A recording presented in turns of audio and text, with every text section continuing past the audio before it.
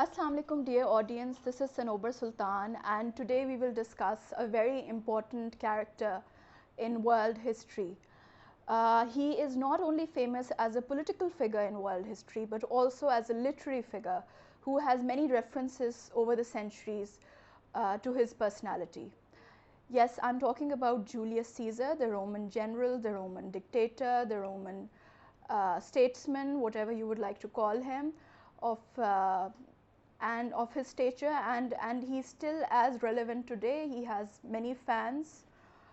You will find them, for example, in my last video about Napoleon Bonaparte, I told you that even Napoleon looked up to Julius Caesar. So I would just like to add that, do you know that the month of July is actually named after Julius Caesar? So July, comes from Julius, his first name. And William Shakespeare wrote a very famous play titled Julius Caesar, about the life and death of Julius Caesar. So Julius Caesar is not only famous for his power, for how he got that kind of power which he did, but also the tragedy of his death. So I'm going to bifurcate this topic into the power aspect, and then I'm going to discuss the tragedy of his death, and the betrayal that came in his death, and why his death is so famous as a tragic ending. So ladies and gentlemen, to begin the topic of his ascent to power, I would say that his parents came from a school of thought where they believed that the masses should have more say in the political system as compared to the elite in Rome. And Julius Caesar didn't come from a lot of wealth. He came from a noble lineage, but it wasn't as relevant at that time in the political spectrum when he was born. So his family believed in giving more rights to the lower classes, which you will see that when he came into power, that was one of the key characteristics why Julius Caesar is so famous for it. So how did he start his career? He initially became a priest, because that was the way how you went up the ladder in society at that time in Rome. And then that didn't work out for him that much, so he joined the army. In the army, he was a very famous general. He conquered a lot of land, and that brought him a lot of money as well. And he became famous by having joined the army. He then further switched his career. He became an orator or a lawyer, and he was even successful in that. And there is once a story about him that once pirates captured him. The pirates, they captured him, and they said that a ransom of some amount should be paid if Julius Caesar is to be released. And when he heard the amount, the bounty on his head, he was a little offended. He said that I'm actually worth more than how much you're claiming me to be. So he also said that he threatened the pirates that when I survive this kidnapping, I will behead all of you. I will come and I will get all of you. So they didn't believe it. They laughed it off. But once the ransom was paid, and once Julius, he raised an army and he hunted those pirates down and killed them, because he was true to his word. And that just shows you the way his character was. Now, Julius Caesar, okay, he joined the army, he got a lot of money, he was becoming influential in society. So how to gain even more power? He had the brains for it, but he understood that he needed, if you want to become even more powerful, you need a political backing. Secondly, you need money. So he came up with this genius plan that why don't I create a troika, of three institutions, really, of three important people in the Roman society. What he did was he made an alliance with Pompey. Pompey was the famous statesman. He was the famous general, Pompey. And then he made an alliance with the richest man in Rome named Crassus. And then Julius himself, with political ambitions. So these three people, the general, the richest man in Rome, and Julius Caesar, they formed a troika, a triangle of power. Now this convenience, or you can call it this understanding between them, led them to back Julius for more power in the Roman society. And this was a successful alliance for the time being. For the time being, so that Julius can come into power. And to solidify this alliance, Julius Caesar even married his daughter Julia to Pompey.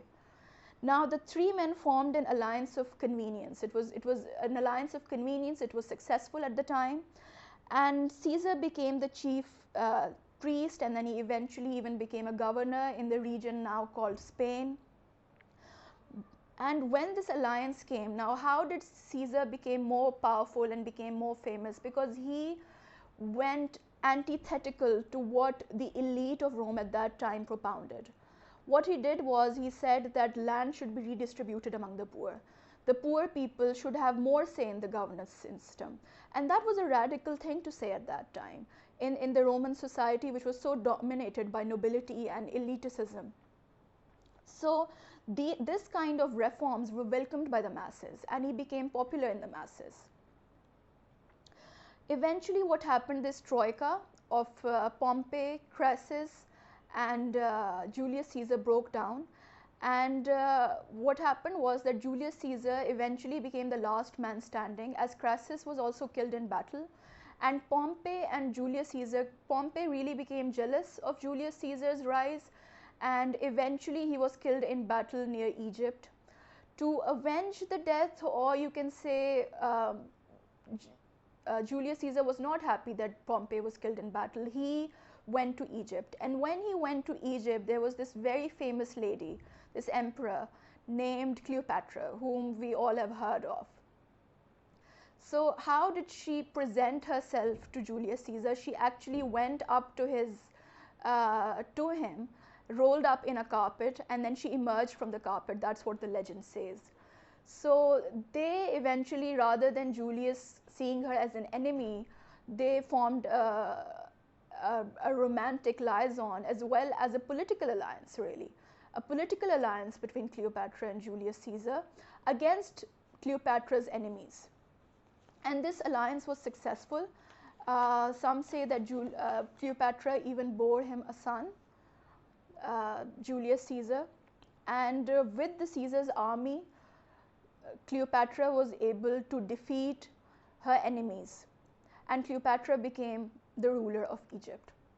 Once this was done, Caesar came back to Rome, and he was declared dictator for life in 44 BC. Now you can see, here is a Senate which has these powerful people, and now there comes a new term known as the dictator, and Julius Caesar is becoming the dictator of Rome. Now the Senate, the powerful people in the Senate, they are very suspicious of Julius Caesar, because what happened is that he started to ignore the Senate in the legislative process. He would simply just come up with and say that, I've come up with this law, and he would just notify the Senate rather than deliberate in the Senate. He did a lot of things that made him successful and famous in the masses. For example, the redistribution of land, which I talked about. He, among other things, he reformed the calendar, he reformed the police system, and Rome became prosperous in his time. The masses generally became prosperous in his time, but the senators became even more insecure. They were not sure about the future, and they even worried that what if Julius Caesar, being the dictator, dismantles the Senate, and there will be no more Senate and only one leader, that will be Julius Caesar. And that was not acceptable to the powerful people in Rome. Now, dear audience, that was the rise of Julius Caesar. Now I will discuss the tragedy aspect, because the tragedy aspect is somehow more famous about Julius Caesar. And what is even more famous is the character of Brutus. Nowadays, any time in a literary reference, when you refer to the word Brutus, it has become synonymous with traitor. So, if you want to call somebody a traitor, you say, oh, this person is such a Brutus, this person turned out to be Brutus. And Brutus, who is Brutus? Brutus was somebody to whom Julius Caesar was very affectionate towards. and he had even forgiven him for for some of his faults in previous time. And some even claim that Brutus was actually a son of an illegitimate son of Julius Caesar. Some even claim that, and I'll tell you why. Now, this tragedy is so famous that Shakespeare, in his play, I told you he wrote a play titled Julius Caesar. Julius Caesar, he said, Shakespeare said that the last words of Julius Caesar were, quote, "You too, Brutus," unquote. While other historians say that Julius Caesar's last words were, quote, "You too, my child," unquote. My child being, he's referring to Brutus himself. So, why was Julius Caesar killed? Let's deal with this question. As I've mentioned before, that the senators were insecure about him. He had done land distribution. He was popular among the masses. He had come up with more reforms. So, to understand this issue is to know that Rome had been somewhat a democracy for over 4 centuries. Democracy being nobody was an all-powerful figure in Rome. And this had existed for about 4 centuries, for a bit more than 4 centuries, before Julius Caesar came into the picture. Now, Rome's political system was constituted of a senate, which had all these powerful and elite people who used to deliberate about politics, and of course, what their deliberations were, what would benefit them. And eventually what happened, that Julius Caesar was declared dictator shortly before his death. And this was unacceptable to many in the Senate, because they thought that their own power was going to go away. They feared that Julius Caesar would eventually, like I mentioned, that he would dismantle the concept of Senate, and there will be this all-powerful figure. So 60 conspirators, 60 conspirators decided to put an end to the life of Julius Caesar. How they were going to do that? They were going to attack him in the Senate when he would come and deliver his speech. He was going to come to the Senate, and they thought they were doing a good thing. Now that's the strange part. The conspirators thought that they were actually saving Rome. They were saving Rome from a dictator. They thought that their mission, what they were doing, had legitimacy. They thought that they would be popular if they did that the masses would accept them and understand that they are actually saving Rome's democracy. And so these 60 conspirators decided to do that. When Julius Caesar entered the Senate that day, he was stabbed from all sides by these conspirators, and to what is reported, that he was stabbed 23 times.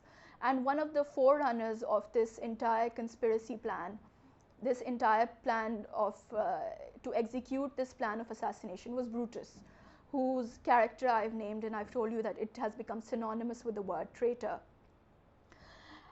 But this was not the way that the conspirators hoped it would turn out. The conspirators, I told you, they thought they were doing Rome a favor, but the political tide said elsewhere.